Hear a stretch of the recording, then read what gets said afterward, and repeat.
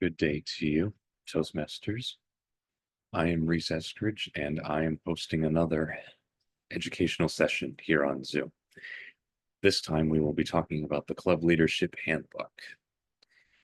This book details the club officer roles, the tools they can use, and tips and tricks to ensure club success throughout the year. I will share my screen now.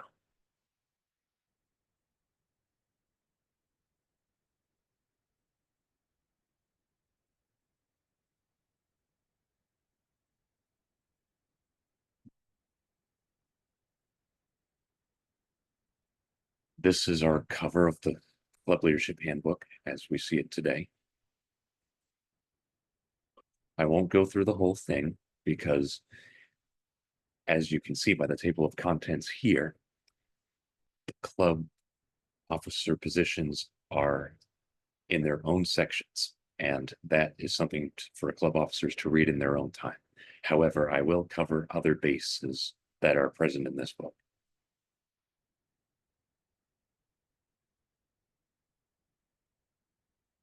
So for those of you who are club officers now, I congratulate you for being elected as leaders of your club. As club officers, you have the opportunity to provide practical leadership experience and to gain more confidence, more skills, and more fulfillment in your Toastmasters journey and your leadership journey. And unlike other programs, this involves a lot of hands-on leadership practice.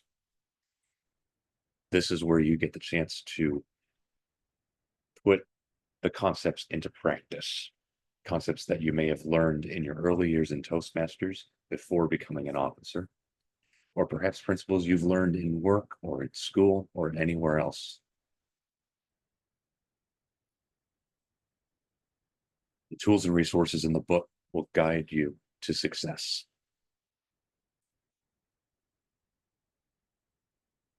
And I always say that the first thing the club officer should do is educate themselves on the role. Leaders require leadership. Leaders should lead themselves before attempting to lead others. That is why this book exists for club officers. Once you understand the responsibilities and other aspects of your role, you'll be able to put that role into context in terms of working with your fellow club officers and your members and your area council, among other things.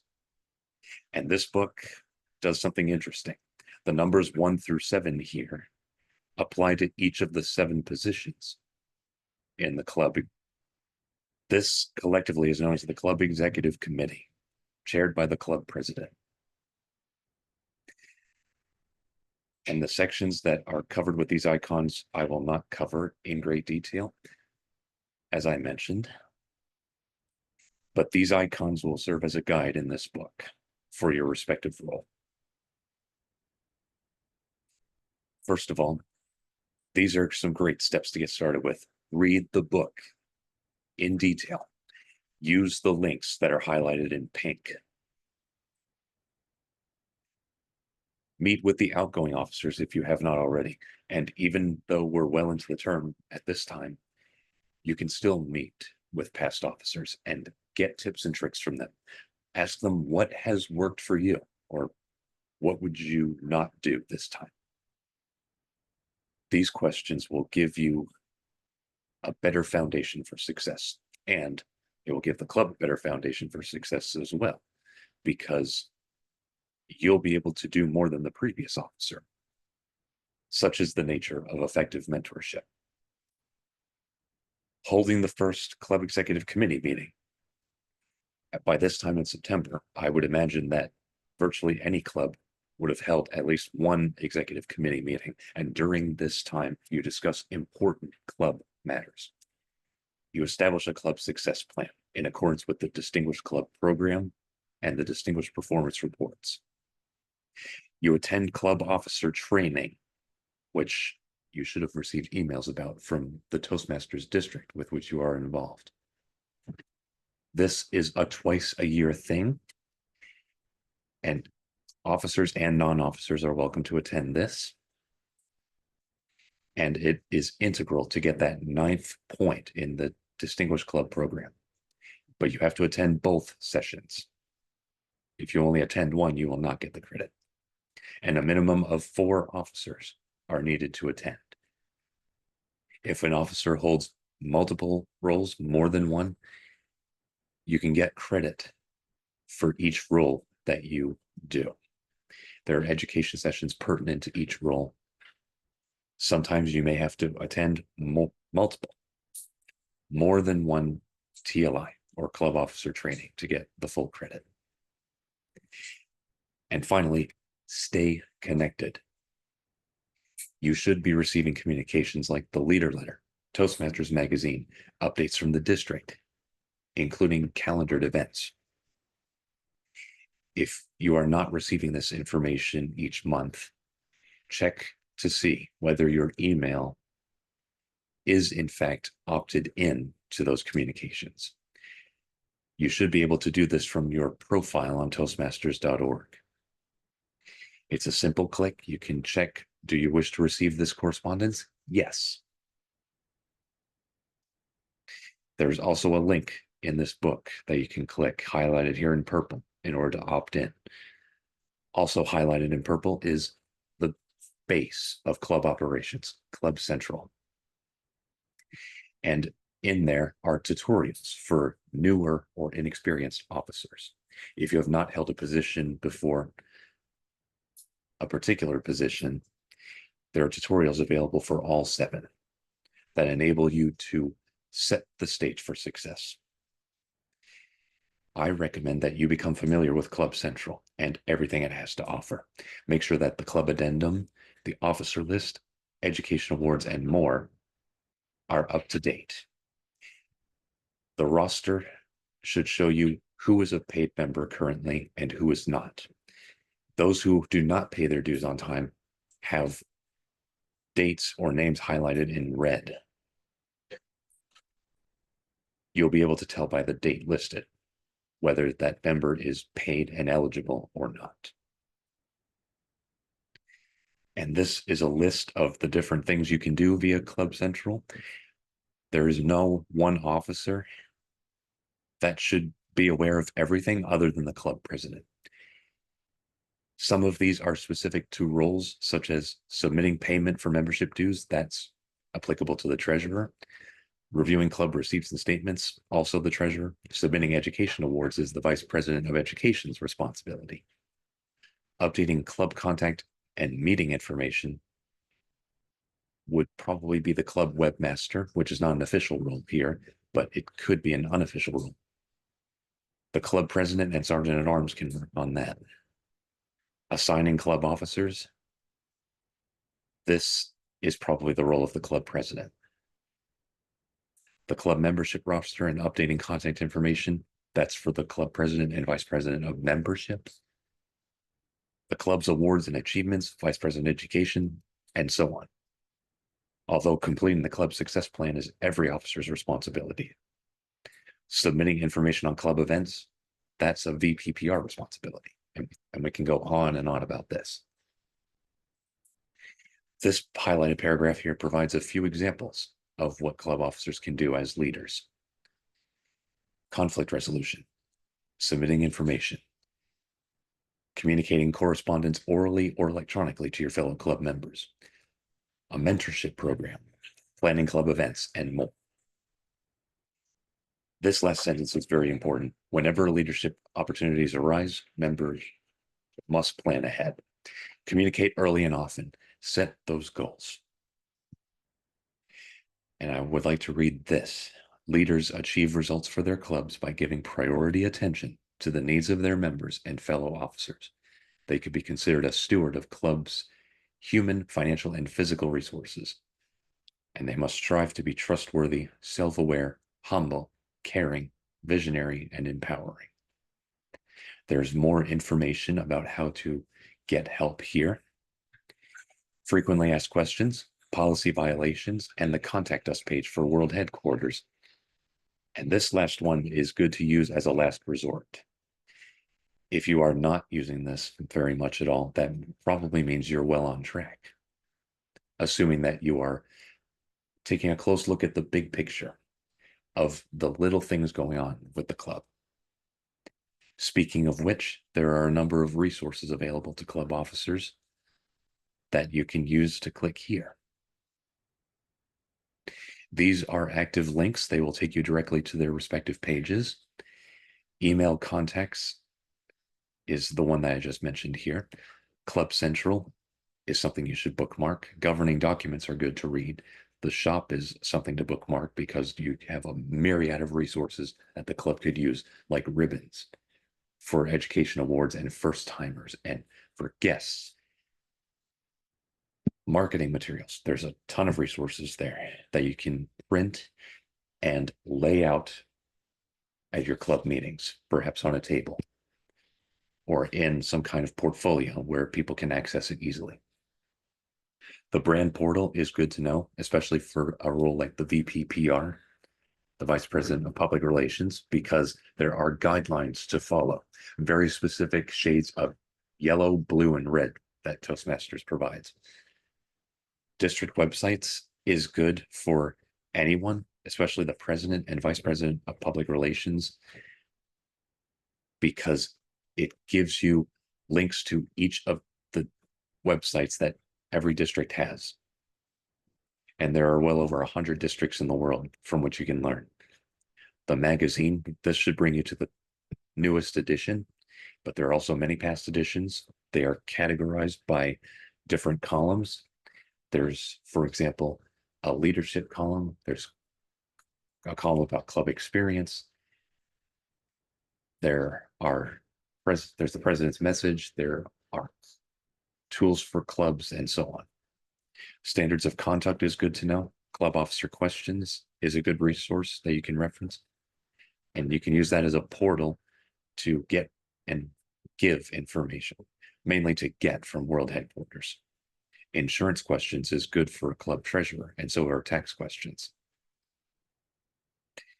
Moving on, this section deals with governance, the club constitution for Toastmasters. And the governing documents are mainly for district officers, but there are sections applicable to club officers as well.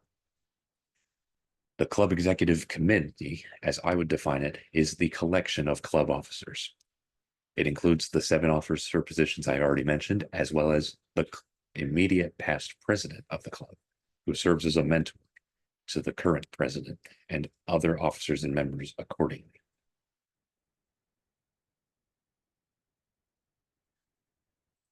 The club president chairs executive committee meetings.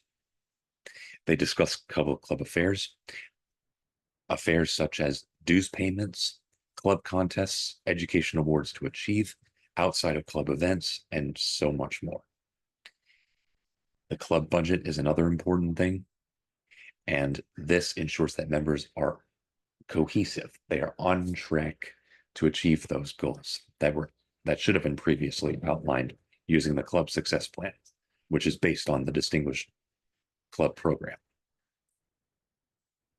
Non-officers are welcome to attend, but guests are not allowed to attend these meetings. And you must have a quorum in order to vote on any club matters that are presented. This section here details quorum and voting and the committees. Read up on that.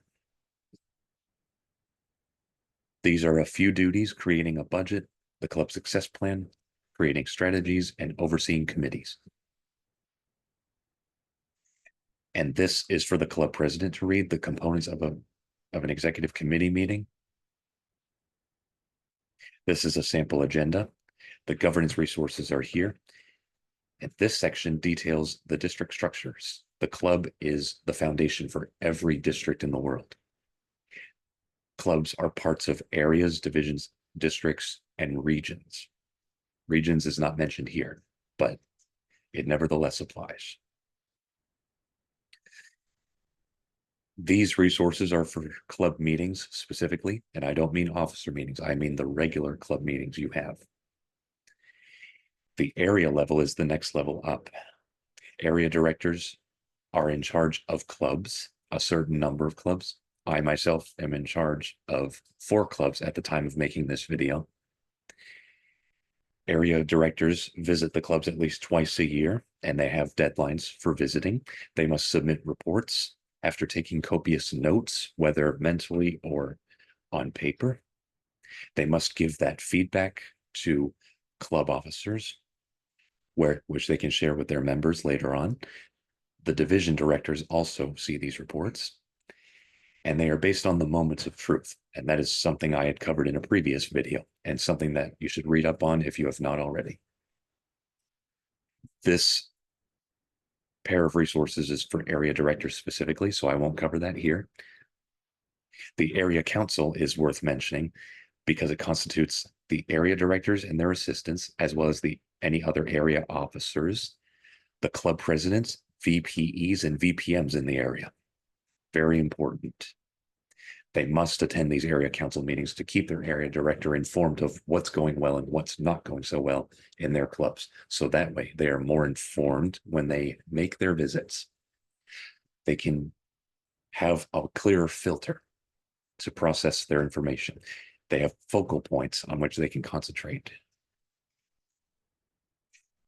The area council functions, and these are directly related to the DCP goals, the Distinguished Club Program goals, officer training, membership building,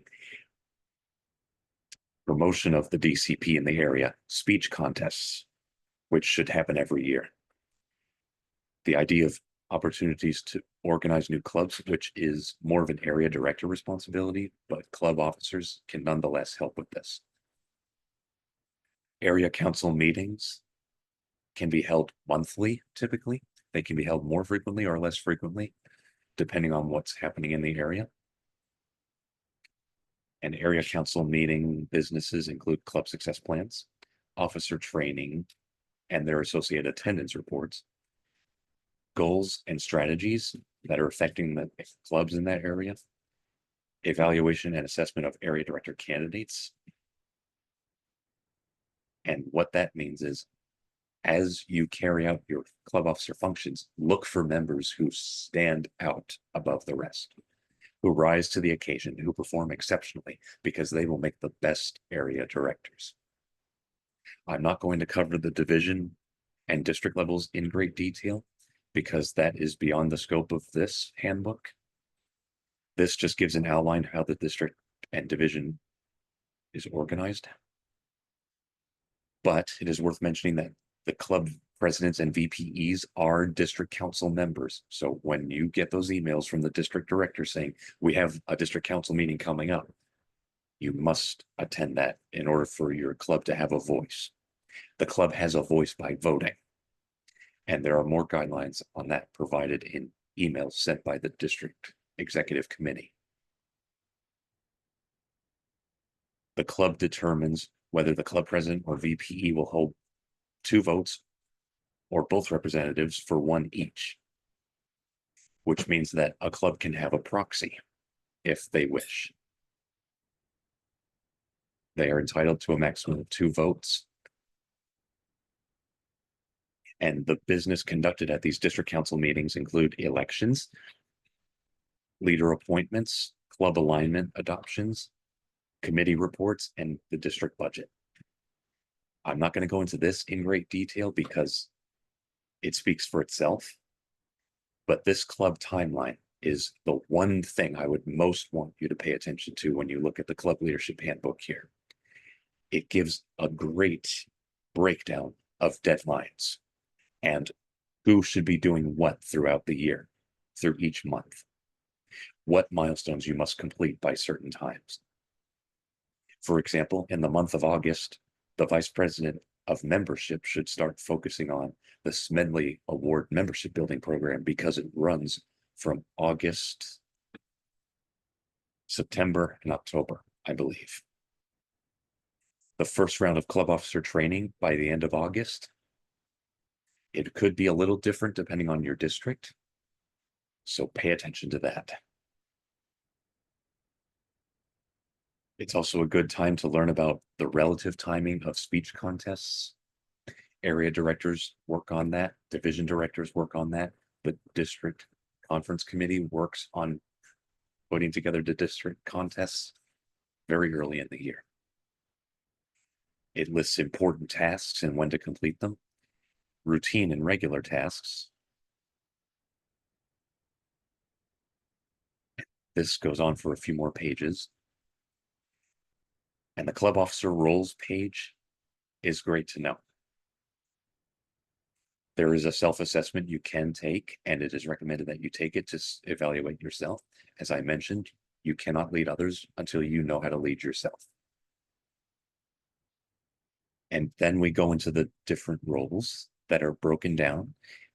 This is the club president, the resources that he or she should read early on, the responsibilities,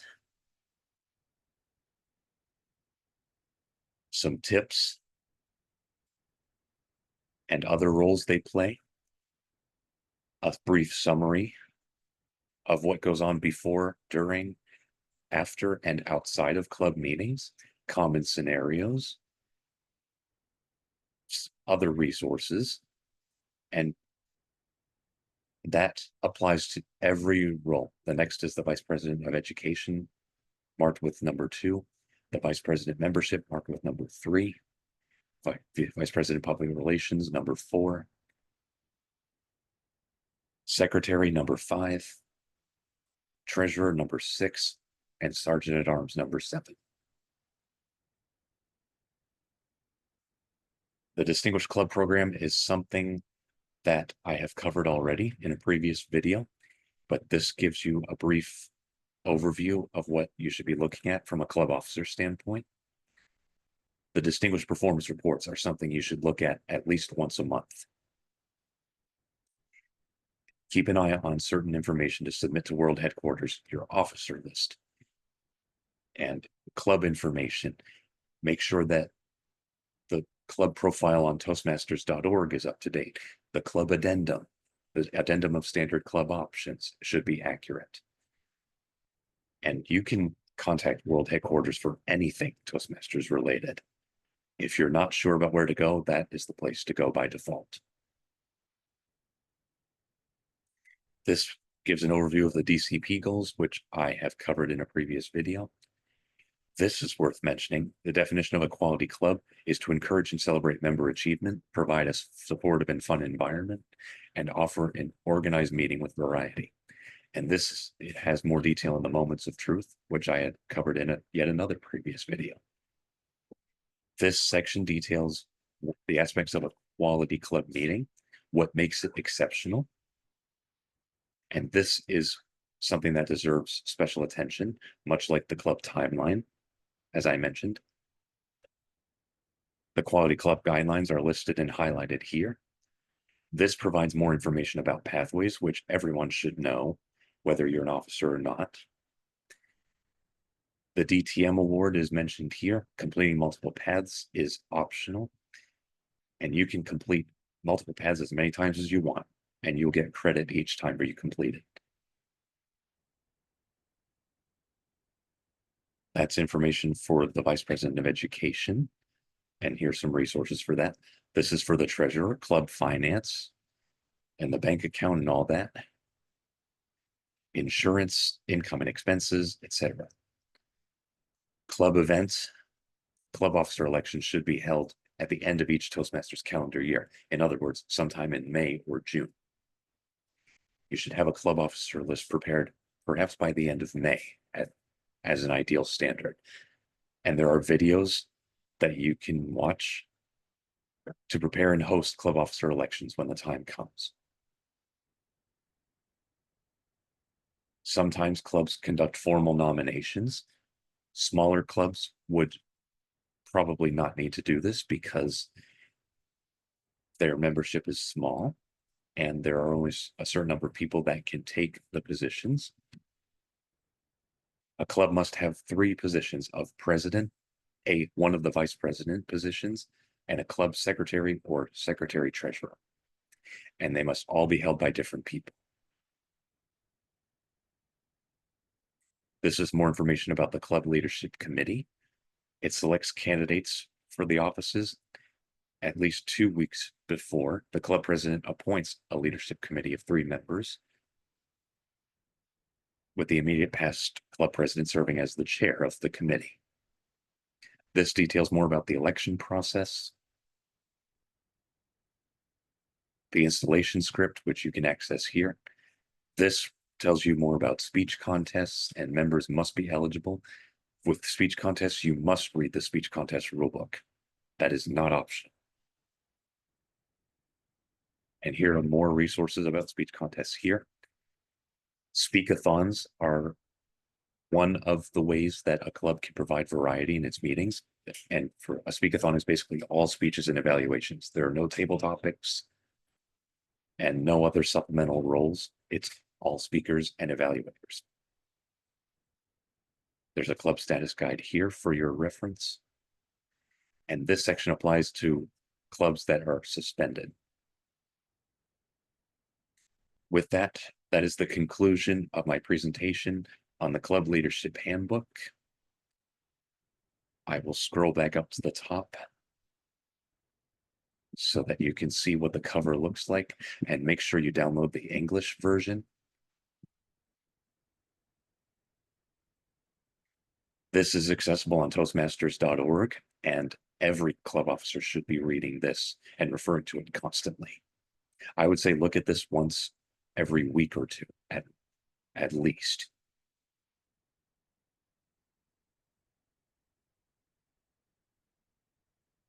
I thank you for watching this video. I hope you have found it informative and beneficial. And next time, I will talk about the club quality checklist. That is for the date of September 20th, 2024. Thank you, fellow Toastmasters and other viewers, for watching, and I will see you in the next video.